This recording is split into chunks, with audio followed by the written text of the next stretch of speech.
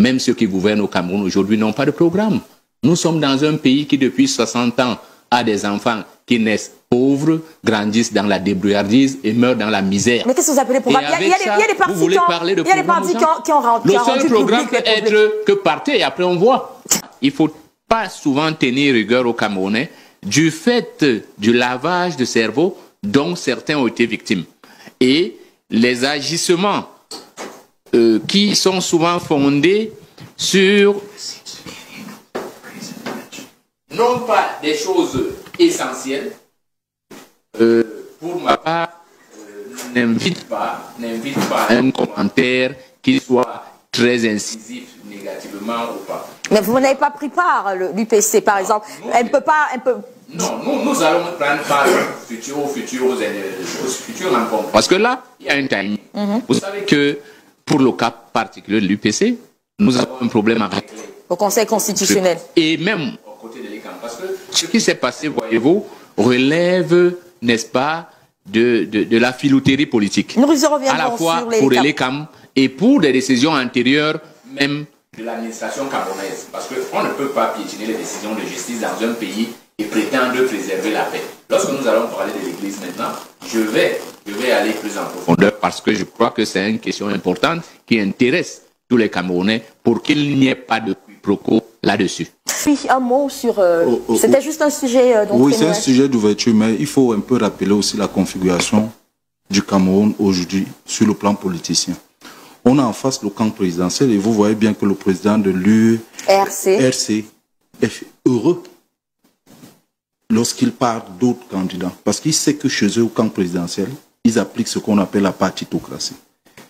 Plusieurs partis politiques se font ensemble, ils s'allient au parti majeur et tout. Voir l'opposition aujourd'hui se réunir, on peut critiquer peut-être le timing, mais vivement qu'on apprenne des erreurs et qu'on ne se retrouve pas là à perdre un autre temps pour qu'on définisse véritablement ce qu'on peut appeler un camp de l'opposition et qui peut aboutir à ce que dans d'autres pays, on peut appeler statut de l'opposition. Ça, c'est une construction. La démocratie, elle reste un processus. Elle reste dans une construction, déconstruction, reconstruction permanente. Et ce qui est fait à Fumban, malheureusement, on aurait aimé que peut-être les partis non représentés dans les institutions tiennent leur conclave séparément. Et les partis représentés au niveau des institutions, Assemblée nationale et tout, tiennent également leur parti et finalement, on arrive à une convergence de vues. Parce que lorsqu'on dit aujourd'hui, et là je sors par là, lorsque vous questionnez l'idéologie, j'ai l'impression, vivant dans la société camerounaise, que ce n'est pas l'idéologie qui fait souci au Cameroun, c'est la tête de M. Biya qui est à la tête du Cameroun depuis Absolument. 43 ans. Et c'est là l'enjeu. Très bien. Alors, vous vouliez ajouter quelque chose rapidement? Oui, 30 secondes. Justement, c'est pour ça que je vous disais tantôt que souvent, pour que le débat soit objectif, il vaut mieux inviter les gens qui sont là. Quand vous voulez inviter les experts pour qu'ils parlent des théories d'université, et souvent même sans objectif pour les inviter. J'ai entendu ici qu'il n'y a pas eu de coalition avant. L'UPC a gagné, l'Union pour le changement, UPC, a gagné les élections en 92. C'était une coalition. Donc il faut que, si, heureusement qu'il y a un historien, peut-être, quand il va rappeler aux gens. Mais c'est cet historien qui a dit que leur coalition n'a pas du tout marché dans le pays. C'était un lapsus peut-être, mais il y a eu des coalitions. Ah non, c'est pas un lapsus. Pas un lapsus. Il y a eu des coalitions par le passé. Il faut bien faire la différence entre une coalition et la volonté des partis à une circonstance précise de dire, écoutez, ça, la coalition. Non, c'est pas ça. Non, écoutez, l'idée qu'il y a derrière, l'idée de Fumban, c'est de désigner un candidat sur la base si vous voulez, d'un appel à candidature avec des conditions précises. C'est pas ce document. Très bien.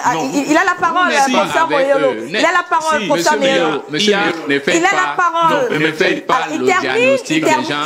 Il termine dans un processus qui n'est pas encore achevé. Allez-y. Vous allez faire l'analyse. Vous êtes enseignant d'université, cher ami. On se connaît bien. Et on connaît le travail de l'historien. Il y a un communiqué. Oui, justement, on n'a pas lu le communiqué.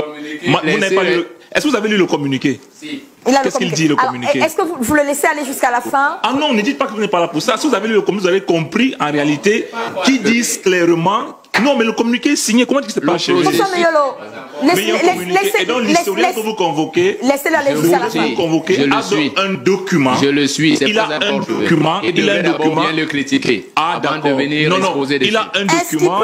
Et il s'appuie sur ce document. Est-ce qu'il peut aller jusqu'à la fin? Allez-y jusqu'à la fin. Allez-y. De lire un document, l'interpréter, c'est inapproprié. Le deuxième élément, c'est un commentaire composé en commentaire de texte. Votre commentaire n'est pas universel. Donc quelqu'un peut avoir une différence. Vous n'avez pas dit que. Vous n'avez pas dit qu'il n'existe pas. Non, je suis allé sur un principe simple que vous n'avez pas. C'est qu'il y a un document que cette partie. Je dis que le commentaire est inapproprié. Allez-y, s'il vous plaît. Vous reconnaissez que c'est logique.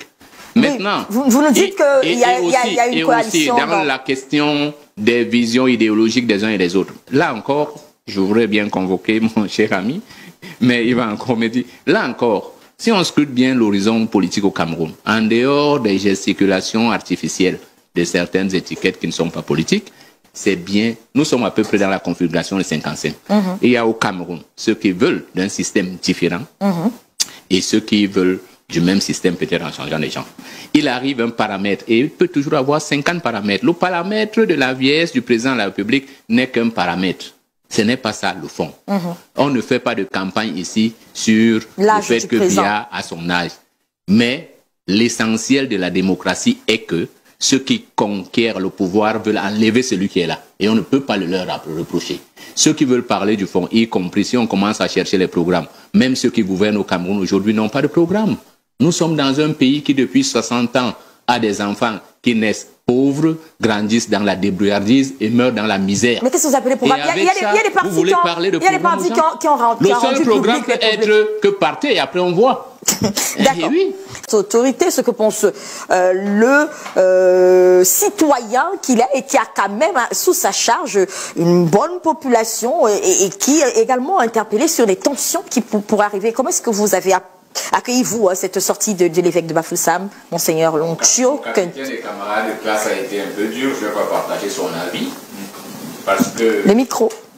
Je disais que mon capitaine et camarade a été un peu dur, je ne vais pas partager son avis, parce qu'il y a plusieurs étages. Hein. Si on a lu, par exemple, la constitution dogmatique Lumen Gentium de 64, le Vatican II, Paul VI, si on a lu Populorum Progressio 67, toujours sous Paul VI, on comprend très bien que l'Église a plusieurs missions, avec plusieurs vecteurs. Le clergé est un peu l'élément de veille et d'activation. Sur ce plan, j'acquiesce, n'est-ce pas, sa sortie, parce que une sortie peut-être offensive comme celle-là peut déstabiliser, parce que le clergé a tout le peuple de Dieu. Mais le clergé a également cette mission que l'Église confie aux laïcs. Parce que l'Église doit être... L'Église est politique, le laïc est politique, le laïc est acteur politique, le laïc est victime politique, le laïc est levier politique. Et à ce titre, son berger, qu'est le clergé, doit de temps en temps l'éclairer, le rappeler à l'ordre quand ça ne va pas, sans pour autant vouloir dire qu'il veut le jeter à la vindicte populaire. C'est l'attention qu'il faut faire. C'est vrai que dans le contexte actuel, un rappel à l'ordre peut apparaître comme une volonté de jeter à la vindicte populaire. Ça peut être, sur ce cas, il s'agit d'espace-temps. Dans la gestion espace-temps, on peut appeler à la réserve. Mais n'oublions pas, et l'abbé Gimbousta a bien fait de le dire, l'Église catholique du Cameroun a commis 2 lettres. Et dans ces lettres, je ne sais pas si beaucoup ont parcouru tous les lineaments de ces lettres, l'Église est claire. L'Église ne regarde pas un individu. L'Église décrit la situation d'une société malade. Et comme elle dit que cette société qui est malade n'est pas acéphale, elle s'adresse de manière, n'est-ce pas, prophétique et prophylactique, pas soporifique. Parce que souvent on s'adresse aux gens, comme ceux qui chantent les louanges, de manière soporifique. L'Église s'adresse à ces citoyens-là de manière prophétique, pour leur dire attention, on risque d'arriver à une crise sociale et même à une implosion. Parce que n'oublions pas que l'Église accompagne le politique. Parce que dans la cosmogonie de la naissance de la religion, il faut revenir au soleil, la religion est née de la volonté des hommes qui étaient éclairés à ce moment-là de chercher à ce que le politique fasse correspondre à l'ordre social qu'on va établir, l'ordre harmonieux cosmique qu'ils avaient découvert et qui leur semblait très stable. Et ils ont donc convoqué qu'il y ait un groupe de gens qui vont aider ceux qui gouvernent à rechercher cet ordre. Or, l'Église catholique du Cameroun, dont les fils et les filles sont au pouvoir. Il faut dire aux Camerounais que c'est les catholiques qui dirigent ce pays depuis plusieurs. Vous savez, vous connaissez Ad Luchem. C'est Ad Luchem qui a fabriqué tous ceux qui sont au pouvoir au Cameroun aujourd'hui. Pas dans le sens de Ad Luchem aujourd'hui, dans le sens de que ceux qui ont créé Ad Luchem, maçons et autres, avaient créé des associations. Et c'est l'Église catholique qui a presque formé tous ceux qui sont au pouvoir. Paul Biya est fils de l'Église catholique. C'est pour ça que j'en parle avec aisance. Je n'ai pas hésité. Hein? Et donc pour vous, pour moi, cette sortie ne gênerait personne. Sauf ceux qui l'interprètent, justement, je dis dans l'espace-temps, elle peut avoir des interprétations à géométrie variable. Donc, ceux qui se sentent parce qu'ils savent qu'ils sont dans la faute. Ce n'est pas parce que c'est anodin, c'est parce que c'est une réalité. Je vous ai dit tantôt, si je prends le cas de l'ECAM, et l'ECAM peut expliquer quoi au monde? J'ai son code ici. Dans le choix des candidats, il a deux alternatives. S'il dit qu'il a les arguments pour lesquels, dans un parti qui aurait plusieurs candidats, il peut dire qu'on choisit un seul. Et dans l'autre, on renvoie tout le monde, ça veut dire qu'il triche. Parce qu'on sait que la loi du Cameroun a dit que l'administration territoriale ne reconnaît qu'un seul parti. Et que dans ce parti, ne peut avoir qu'une seule tête. Et que quand des gens sont gênés, ou ne s'entendent pas, comme dans toutes les structures humaines dans la société, on va en justice. Et dans le cas d'espèce, pour ce qui est de l'Union des populations du Cameroun, la plus haute juridiction du Cameroun a tranché. Et vous osez dire aux Camerounais que vous ne savez pas qui peut signer les investitures à l'UPC. On vous met sous la bannière comme j'ai entendu. Et c'est pour ça que je vous disais tantôt que je suis gêné. Sur cette question, contrairement à ce que pense l'abbé Ngimbous, souvent les experts viennent même perturber en interprétant des lettres qui n'existent pas. Et donc les questionnements de l'évêque de Bafoussam pour vous sont fondés, surtout qu'il faut noter que l'Église catholique romaine et la relation, on va dire, entre le pouvoir et l'Église catholique... Oui. Je dis bien, là, au Cameroun, en dehors de l'État, la deuxième institution qui travaille le plus pour le peuple camerounais est l'Église catholique romaine. C'est ce que je voulais dire en fait. Donc on ne peut pas lui nier, n'est-ce pas, le droit. J'en arrivais pour dire justement que la relation étroite entre les deux ne date pas d'aujourd'hui. On se souvient de cette autre lettre qui avait été commise, il me semble, cette fois par la conférence épiscopale. J'allais terminer par là. L'Église camerounaise est même très gentille. Si vous regardez l'histoire à travers le monde, surtout dans les pays d'Amérique latine, et vous voyez jusqu'où l'Église s'est impliquée pour que les systèmes s'améliorent. Mais nous sommes dans un pays où on tue un évêque et on ne fait pas d'enquête. On tue des religieuses, on ne fait pas d'enquête. On ne parle pas de laïcs, Martinez, ouais, oublié. Et vous pensez que des gens qui sont là au service de ce qui est l'être suprême vont se taire ou doivent se taire?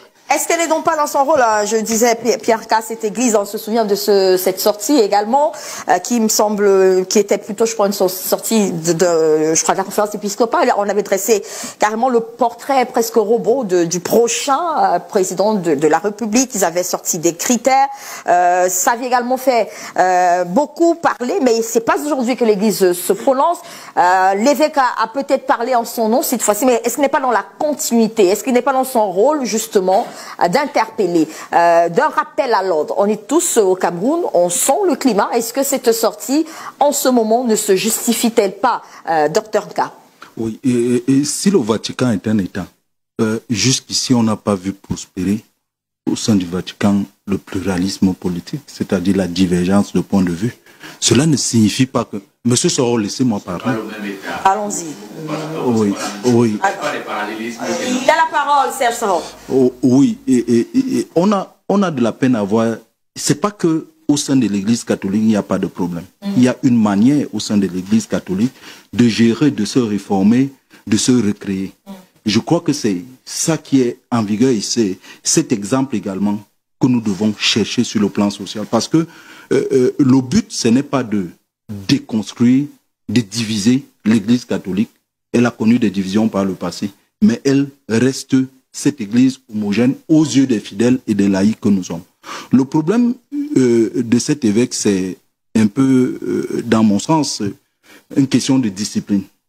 Discipline d'une maison qui, quand même, quand on observe le dernier diplomate reçu au Palais de l'Unité, si mes souvenirs sont bons, c'est le représentant du Vatican au Cameroun. Voilà, le nonce apostolique. Il a discuté avec l'autorité suprême du Cameroun, candidat sortant. Et bien avant, vous avez parlé de ce qu'ils ont appelé la lettre des évêques. Les évêques qui sont 23, il faut le dire. Et il y a ce que nous, on a appelé à sens politique les 10 commandements qui ressortent de ces assises du premier trimestre 2025. Ces assises même revenaient également sur une autre sortie d'un autre évêque qui convoquait sur la table le diable, toujours en pleine église devant les laïcs. Cette manière de faire est, en autre sens, maladroite. Maladroite, pourquoi? Parce que la politique, si la politique a pour finalité de permettre aux gens d'améliorer leurs conditions de vie, il y a un volet qui est le politique, dont la mission est de lutter contre les contradictions internes. Il ne faut pas que, lorsqu'il y a déjà le feu, une entité, parce qu'elle est morale, et Père Nguimous a parlé tout à l'heure de la doctrine sociale de l'Église, et lorsque vous voyez la nouvelle posture du nouveau pape, il est dans la logique de l'apaisement. On apaise même ce qui va mal. Et pour le cas d'espèce, je crois qu'Elek a également un représentant de l'Église catholique, sauf si je me trompe. Il n'y a pas que les camps qui a été... Mais allons-y, hein, il n'y a pas que les camps qui a été... Oui, je veux rentrer un peu dans le sujet pour dire les dérives, ça c'est pas ce qu'on attend de l'Église. Aujourd'hui, le Cameroun a besoin des solutions. On n'a pas besoin de venir dire aux gens qu'on vole, qu'on criche les élections, qu'il y a la fraude au Cameroun. On n'a pas besoin. On le sait. On le claironne depuis près de 30 ans avec le retour au multipartisme et bien avant ce multipartisme, jusqu'en 1966, on avait ces pratiques. Le souci aujourd'hui, c'est comment éviter que le Cameroun implose. Pour que le Cameroun n'implose pas, il faut que les citoyens jouent leur rôle. Parce que la logique aujourd'hui, on a tendance à vivre une sorte de lavage de cerveau au sein de notre société qui construit deux camps. Le camp de ceux qui ne veulent pas le changement et ceux qui veulent le changement. Et pour être légitime aujourd'hui sur l'espace public, que tu sois évêque ou universitaire, il faut aborder le costume populiste pour aller dire même ce qui ne rentre pas dans les convictions. Et c'est cela la source même des problèmes. Pourquoi? Et je sors par là. Le mensonge à soi-même est dangereux dans une société. Tout ce que l'Église, à travers cet évêque, d'ailleurs je crois que ce n'est pas l'Église, à travers cet évêque, tout ce qu'il dénonce a une solution, et cette solution n'est pas dans l'Église ni du politique, elle est entre les mains des citoyens. Que les citoyens fassent leur... Alors, est-ce que c'est pas... On va pas rentrer dans la philosophie. Oui, on ne va pas rentrer dans le sujet. Je vais en deux lignes lui dire qu'il est conscient, il travaille avec moi, il sait très bien que si ça ne tenait qu'à moi, il n'y a pas seulement l'aggiornamento de l'Église catholique. Ah, je suis désolé. Même l'éducation, même les contenus des enseignements. Donc, le formatage, la mise à jour du logiciel Cameroun. Et c'est pour ça que nous, à l'UPC, on a même commencé par l'appellation Cameroun. L'appellation Cameroun même est paradoxale. On ne va pas rentrer dans ce qu'il faut refaire, justement. Mais est-ce que l'Église catholique, ce qu'on peut garder, c'est peut-être un peu failli? Est-ce que c'est ce qui amène à avoir ces prélats désormais qui prennent la parole pour à leur manière essayer de... Non, je pense que l'évêque est dans cette logique, moi je crois, de former le citoyen. Peut-être le timing est mal choisi, mais c'est ce qu'il essaie de faire avec cette sortie, d'interpeller le citoyen, prenez votre rôle, est-ce que c'est pas le moment de faire mieux que... Je dis, Albertine, l'Église n'a pas failli. Je dis dans les textes, et beaucoup évoquent les lettres ici, ça veut dire qu'on ne les a pas parcourues. Quand l'abbé parle de cette église, il oublie que dans cette église, il y a le laïc qui est un acteur politique. Et le clerc que lui, il est le berger, envoie le laïc en mission prophétique, justement pour le changement. Maintenant, il peut arriver qu'il y ait une crise. C'est-à-dire que l'Église aussi est face à cette crise à l'intérieur du Cameroun, mais pas à son sein. Parce que ne faisons pas les confusions. J'ai vu le monsieur Nka dire aujourd'hui le Vatican. Le Vatican n'est pas un État comme les autres. Le territoire du Vatican, le peuple du Vatican est où? Il paye l'impôt pour le nom. Je vais vous lancer. Vous allez. Je voulais juste ajouter que dans le cas du Cameroun, pour cet évêque, je l'ai dit, dans la gestion espace-temps, oui, on peut être d'accord que c'est un message clivant, mais c'est un bon message dans l'esprit de l'Église, parce qu'en tant que clerc, il veut susciter dans le laïc qui gouverne, parce que ici on parle seulement de celui qui voulait soutenir, mais il s'adresse aussi à celui qui est là en place, en lui disant si tu fais bien, il n'y a aucun danger même pour toi-même. C'est ça. C'est une exhortation. Non, c'est pas une menace, c'est une exhortation. Je vous relance là-dessus. Parce que le chaos ne viendrait pas de lui. Le chaos existe déjà. Et je vous relance. On a le nord-ouest et le sud-ouest. Je reste avec vous et je vous relance là-dessus. Est-ce que le message de l'évêque s'explique dans le contexte actuel? Est-ce que vous avez, vous, également l'impression qu'il faut faire ce rappel à l'ordre et que absolument.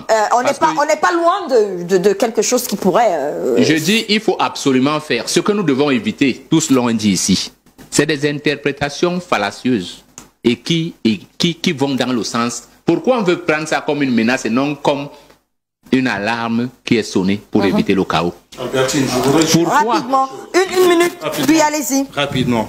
Pourquoi? Je pose une question sans vous couper, je vous demande pardon. Oui. Est-ce que le prélat aurait pondu cette lettre si le professeur Kamto, si la candidature du professeur Kamto avait été validée par les Camerounais? On ne lit pas dans une boule de cristal, donc on ne peut pas savoir. Non, à l'analyse faite. Moi, je pense qu'il pouvait toujours la faire. Non, il n'aurait jamais évoqué le report des élections. Il n'aurait jamais remis en question la manière dont les Camerounais valident ou pas les candidats. Et il n'aurait jamais remis en question cette institution importante qui est la Cour institutionnelle. Je ne crois pas qu'il l'aurait fait. C'est un partisan, c'est un pro-Kamto, il est dans son rôle. J'avais la parole. Très bien, oui, allez-y, oui, Dr K. Il y a des évidences quand même. Et là, je suis heureux que un homme de l'intérieur, Lopin Guimous, parle du projet du rêve. La situation du Cameroun, qui s'assimile à une sorte de président à vie, de l'homme qui est à la tête du Cameroun aujourd'hui, ne date pas d'aujourd'hui, elle date de 17 ans. 17 ans, 2008, on modifie la constitution, l'Église. Qu'a fait l'Église pour travailler le mindset des Camerounais afin qu'on ait le rêve? Le problème aujourd'hui, ce n'est pas d'avoir des prélats de l'Apocalypse.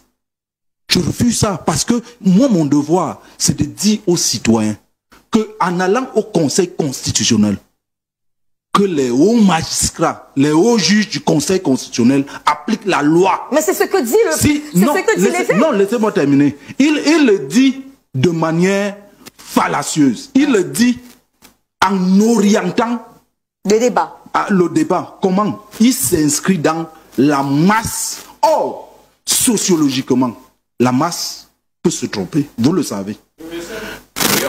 Et vous avez dit, et vous avez dit quelque chose qui est grave à mon sens.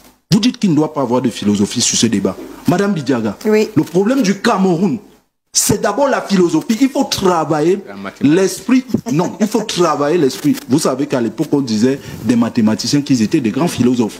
Donc, il faut travailler l'esprit de logique qui fait que lorsque tu n'as pas été pendant un mandat, l'acteur qui cherche à avoir son ticket de passe pour la prochaine élection, que tu brûles la carte, comme on dit au quartier. Non, terminez. Une minute. J'avais la parole.